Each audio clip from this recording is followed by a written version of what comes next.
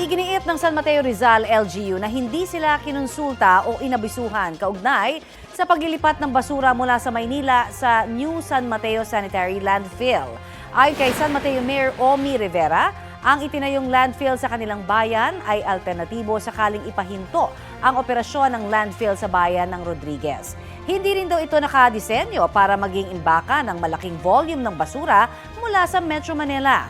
Naniniwala si Rivera na ang direktiba ng MMDA ay dapat naaayon sa mga batas.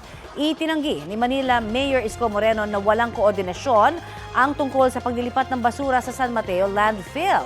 Sabi pa ni Moreno, patuloy pa rin ang paghahanap ng Manila LGU ng landfill. Paliwanag ni MMDA Chairman Artes, dati nang nagdadala ng basura sa San Mateo Landfill ang Metro Manila at naaayon yun sa batas. Additional volume lamang daw ang mula sa Maynila. Nakausap na raw ni Artes si Mayor Rivera.